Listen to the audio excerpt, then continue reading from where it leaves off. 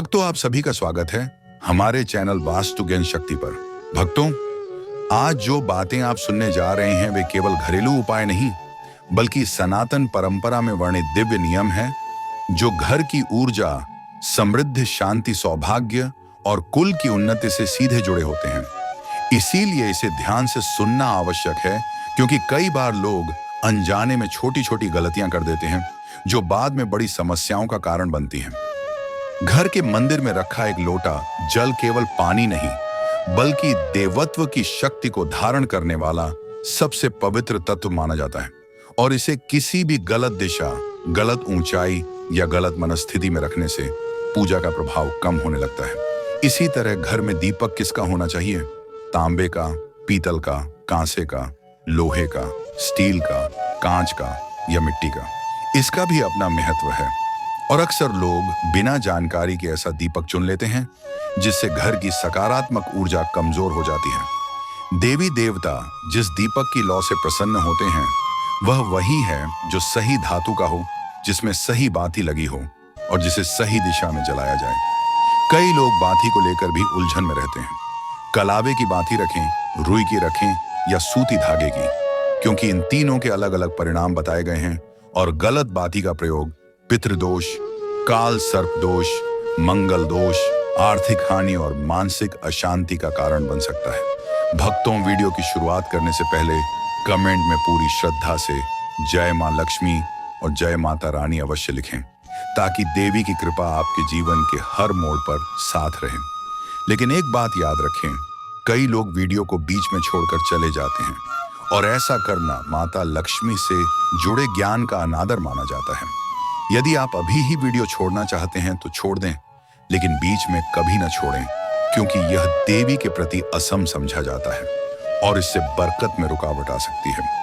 भक्तों, अब बात करते हैं आपके उन सारे सवालों की जो आप लगातार पूछते आ रहे हैं। मुख्य द्वार पर जल छिड़कने का सही समय क्या है? छिड़काव सूर्योदय से पहले करना चाहिए या बाद में? स्नान के बाद करें या बिना स्नान किए भी किया जा सकता है? झाड़ू लगाने से पहले छिड़कें या बाद में? और मासिक धर्म के समय यह उपाय करना उचित है या नहीं? कुछ लोग यह भी जानना चाहते हैं कि मंदिर में रखा रोज का लोटे का जल कैसे उपयोग किया जाए। क्या उसे भोजन में मिलाया जा सकता है, पौधों में डाला जा सकता है, या किसी और पूजा में काम लिया जा सकता है? बहुत से भक्त यह भी जानना चाहते हैं कि मुख्य द्वार पर जल छिड़कते समय जल अंदर की ओर फेंका जाए या बाहर की ओर। और खासकर जो लोग फ्लैट, अपार्टमेंट या किराए के घर में रहते हैं, उन्हें समझ ही नहीं आता कि उनका असली मुख्य द्वार कौन सा है। भक्तों, आज की वीडियो इन सभी प्रश्नों का समाधान लेकर आई है। उपाय के अनुसार रात को सोने से पहले एक पात्र तांबे, पीतल, स्टील या चांदी का लेकर उसमें थोड़ा गंगा जल डालें और फिर उसे शुद्ध जल से भरकर रसोई में रख दें। यह जल रात भर रसोई की पवित्र ऊर्जा को अपने भीतर समाहित करता है, और सुबह जब सूर्योदय से पहले इसे घर के मुख्य द्वार पर छिड़का जाता है तो यह घर में फैली नकारात्मक शक्तियों, बुरी नजर, गृह दोष, वास्तु दोष, पितृदोष, रोग, शोक, मानसिक तनाव, परिवार में कलह और आर्थिक रुकावटों को दूर करता है। यह उपाय इतना प्रभावी माना गया है कि कई बार व्यक्ति बिना किसी बड़े हवन, पूजा या अनुष्ठान केवल इस जल छिड़काव से ही अपने जीवन में बड़ा परिवर्तन अनुभव करता है। इसे बिना स्नान किए करना भी पूर्ण रूप से स्वीकार्य और प्रभावशाली बताया गया है। बस सुबह उठकर रसोई में रखा जल लें, मुख्य द्वार पर जाएं और देवताओं का स्मरण करते हुए छिड़काव करें। मान्यता है कि मां लक्ष्मी सुबह सुबह प्रत्येक घर के द्वार पर आती हैं, और जिस घर में यह जल छिड़काव श्रद्धा से किया जाता है वहां देवी की कृपा से सुख, शांति, समृद्धि और आनंद का वास होता है। ये एक सरल, सीधा लेकिन अत्यंत शक्तिशाली उपाय है, जिसे हमारे शास्त्रों में अत्यंत शुभ माना गया है, और जो लोग इसे नियमित रूप से करते हैं उनके घर में अच्छाइयों का प्रवाह कभी नहीं रुकता। जिन घरों में मुख्य द्वार पर जल का छिड़काव किया जाता है वहां देवी लक्ष्मी का प्रवेश सरलता से होता है। छिड़काव करते समय मन ही मन प्रार्थना करें, हे मां लक्ष्मी, मेरे घर में प्रवेश करें। मैं आपका स्वागत करने के लिए पूर्ण रूप से तैयार हूं। इसके बाद अपने पितरों का स्मरण अवश्य करें, क्योंकि दहलीज पर उनका वास माना जाता है। जब आप दहलीज पर जल के छींटे देते हैं तो पितर प्रसन्न होते हैं और अपना आशीर्वाद देते हैं। इस उपाय को करने के लिए स्नान आवश्यक नहीं है। इसे बिना स्नान किए भी पूरी श्रद्धा से किया जा सकता है। भक्तों, वीडियो में आगे बढ़ने से पहले आपसे विनम्र निवेदन है कि कमेंट बॉक्स में जय मां लक्ष्मी अवश्य लिखें। मां की कृपा से घर में सुख, समृद्धि और शांति हमेशा बनी रहती है। जो भी भक्त सच्चे मन से मां लक्ष्मी का आदर करते हैं, उनसे अनुरोध है कि वीडियो को लाइक करें और कमेंट में जय मां लक्ष्मी अवश्य लिखें। इससे आपकी मनोकामनाएं पूर्ण होती हैं। अब आपके कुछ अन्य महत्वपूर्ण प्रश्नों का उत्तर देते हैं। बहुत लोग पूछते हैं कि झाड़ू लगाने से पहले या बाद में जल का छिड़काव करना चाहिए। तो ध्यान रखें, सुबह उठते ही सबसे पहले जल का छिड़काव करें और उसके बाद झाड़ू लगाएं। एक और अत्यंत महत्वपूर्ण अभ्यास है। सुबह उठने के तुरंत बाद बिस्तर पर बैठकर दोनों हथेलियों को देखने और जोड़कर मां लक्ष्मी, मां दुर्गा, भगवान शिव, भगवान विष्णु, गणपति और सूर्यदेव का स्मरण करने का। यदि आप चाह तो कराए वस्ते लक्ष्मी मंत्र का उच्चारण करें, और यदि मंत्र याद नहीं है तो भी कोई बात नहीं। केवल श्रद्धा से देवताओं को स्मरण करना भी उतना ही प्रभावी है। इसके बाद दोनों हाथ जोड़कर प्रणाम करें, फिर अपनी हथेलियों से धरती का स्पर्श कर उसे नमन करें और अंत में अपना दाहिना पैर पृथ्वी पर रखें। इसके बाद ही दिनचर्या के अन्य कार्य शुरू किए जाते हैं। सुबह उठने पर सबसे पहले अपनी हथेलियों का दर्शन करें, फिर प्रणाम करें और धरती को नमन करने के बाद रसोई से जल लेकर मुख्य द्वार पर छिड़काव करें। इस समय मां लक्ष्मी और अपने पितरों का ध्यान एक करें। इसके बाद आप झाड़ू लगाना, स्नान करना या अन्य कार्य कर सकते हैं। कई भक्त पूछते हैं कि क्या छिड़काव करते समय मुख्य द्वार की सफाई की जा सकती है? बिल्कुल। पहले रसोई का जल छिड़कें और फिर आवश्यकता अनुसार सामान्य पानी से द्वार की साफ सफाई कर लें। यदि आप फ्लैट, अपार्टमेंट या किराए के कमरे में रहते हैं तो वहां जल का छिड़काव और दीपक दान कैसे करें? ध्यान रखें, जहां आपकी नेम प्लेट लगी होती है वही आपका मुख्य द्वार माना जाता है। उसी स्थान पर जल का छिड़काव करें और वहीं दीपक दान करें। एक कमरे के मकान में भी यही नियम लागू होता है। उसी दरवाजे के पास यह उपाय करना होता है। अब एक और सवाल, क्या पीरियड्स में जल का छिड़काव या दीपक दान किया जा सकता है? ध्यान दें, पीरियड्स में जल का छिड़काव बिल्कुल किया जा सकता है, इसमें कोई समस्या नहीं है। लेकिन दीपक दान को शास्त्रों में कार्मिक पूजा का भाग माना गया है, इसलिए इसे शुद्ध अवस्था में ही करना चाहिए। इसलिए दीपक दान पीरियड समाप्त होने के बाद ही करें। अब बात करते हैं घर के मंदिर में रखा जल कितना आवश्यक है और इसका क्या उपयोग करना चाहिए। घर के मंदिर में रखा जल अत्यंत महत्वपूर्ण होता है, क्योंकि जल ऊर्जा को अपने भीतर धारण कर लेता है। जब हम पूजा, प्रार्थना या मंत्र जाप करते हैं तो हमारे विचार, भावनाएं और सकारात्मक ऊर्जा उसी जल में समाहित हो जाती हैं। इसीलिए हर दिन पूजा से पहले मंदिर में एक लोटा जल रखा जाता है और उसके साथ दीपक जलाकर अग्नि और जल का संतुलन स्थापित किया जाता है। शास्त्रों में कहा गया है कि सुबह पूजा में जो जल रखा जाता है वह अगले दिन तक सकारात्मक ऊर्जा से भर जाता है। जब आप अगले दिन स्नान करके पूजा में आते हैं तो उस जल का उपयोग कई तरीकों से कर सकते हैं। इसे पूरे घर में छिड़क सकते हैं, जिससे घर शुद्ध और ऊर्जावान हो जाता है। इस जल के छिड़काव से बीमारियां और नकारात्मक ऊर्जा दूर रहती हैं।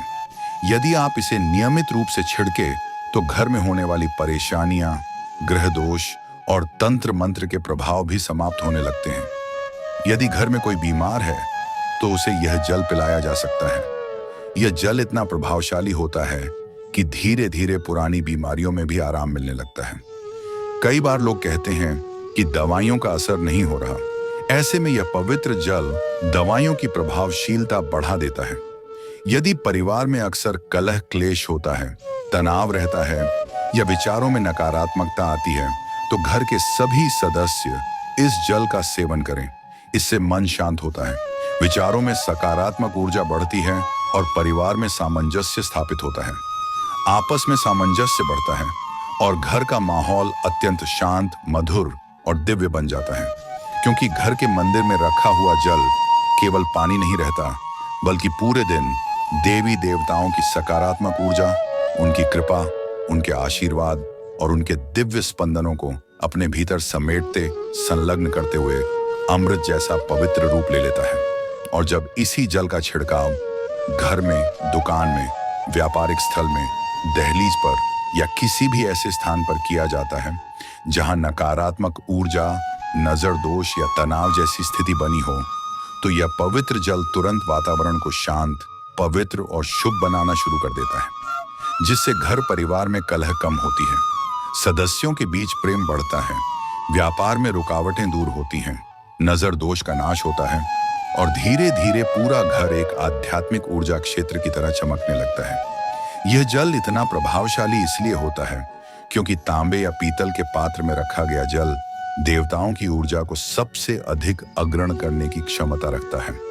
और सनातन धर्म के अनुसार यह वही कारण है कि मंदिर में जल रखना उतना ही आवश्यक है जितना मनुष्य के लिए प्रतिदिन भोजन करना, क्योंकि कई बार लोग व्यस्तता में पूजा न कर पाएं, तो भी मंदिर में रखा जल देवी देवताओं की कृपा को घर में बनाए रखता है। ध्यान रखें कि मंदिर का यह जल कभी भी तुलसी में अर्पित नहीं करना चाहिए, क्योंकि यह सभी देवी देवताओं द्वारा ग्रहण किया गया माना जाता है। इसलिए तुलसी को अर्पण करने के लिए हमेशा अलग पात्र उपयोग करें। लेकिन यदि आपके घर में लड्डू गोपाल या राधा कृष्ण की सेवा में रखा गया अलग जल है, तो उसे अगले दिन तुलसी को अर्पित किया जा सकता है। सुबह पूजा से पहले इसी जल से अपनी आंखें धोने से आंखों की ज्योति बढ़ती है, नेत्र रोग नष्ट होते हैं और मन में एक अद्भुत शांति का अनुभव होता है।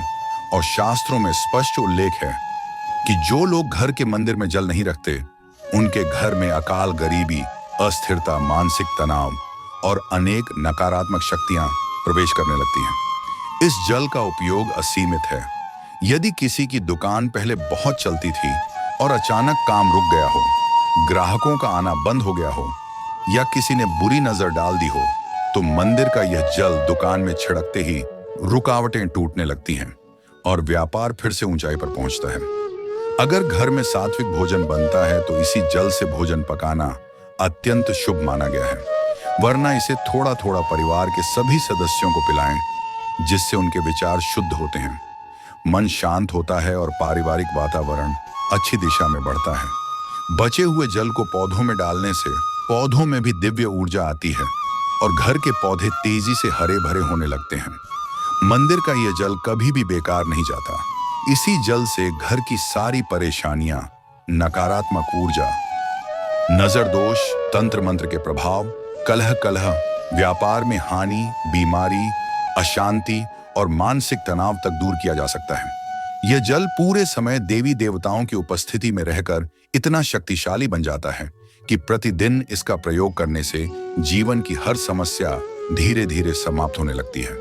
और जितनी अधिक नियमितता से आप इसका उपयोग करेंगे, उतनी ही तेजी से आपको इसके अद्भुत परिणाम मिलेंगे, क्योंकि अभिमंत्रित जल सिर्फ जल नहीं होता, बल्कि वह देवत्व की जीवित ऊर्जा, संरक्षण, समृद्धि और सौभाग्य का स्रोत बन जाता है, जो आपके घर, परिवार और जीवन के हर क्षेत्र में उन्नति और शांति का मार्ग खोल देता है। बचे हुए जल को आप अपने घर के पौधों में डाल सकते हैं, दुकान पर छिड़काव कर सकते हैं, व्यापारिक स्थल पर छिड़क सकते हैं, बच्चों की पढ़ाई वाली जगह पर छिड़क सकते हैं और घर की तिजोरी पर भी इस जल का छिड़काव कर सकते हैं।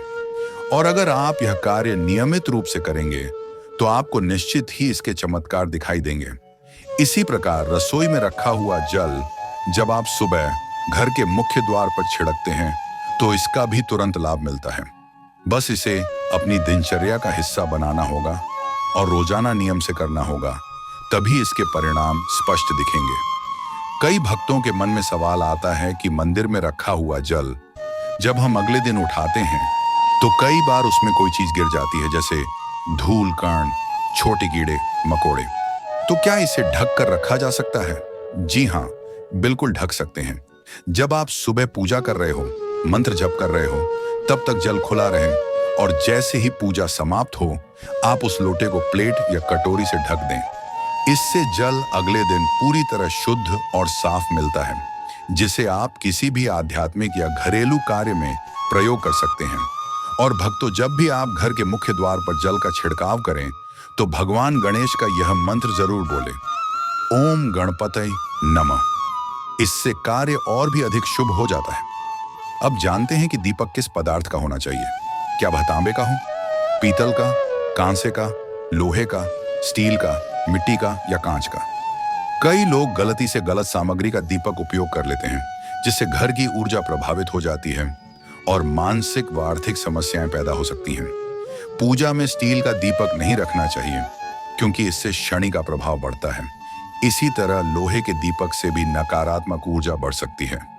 आजकल बाजार में कांच के दीपक भी मिलते हैं, लेकिन इन्हें घर में बिल्कुल भी नहीं लाना चाहिए, क्योंकि यह राहु और शनि की ऊर्जा को बढ़ाकर घर में बाधाएं, परेशानियां और स्वास्थ्य संबंधी समस्याएं बढ़ा देते हैं। और कांच के दीपक की लौ घर की सकारात्मक ऊर्जा को भी कमजोर कर सकती है। इसलिए सबसे शुभ और उत्तम दीपक मिट्टी का दीपक या तांबे का दीपक माना गया है, क्योंकि यह प्रकृति और देवत्व दोनों के अनुकूल होता है। तो दोस्तों, आज की जानकारी आपको कैसी लगी? अगर अच्छी लगी हो तो वीडियो को लाइक जरूर करें। हमारे चैनल वास्तु ज्ञान शक्ति के सभी भक्त कमेंट बॉक्स में जय महालक्ष्मी अवश्य लिखें। तो दोस्तों, मिलते हैं एक नई जानकारी के साथ। तब तक अपना ध्यान रखें। धन्यवाद।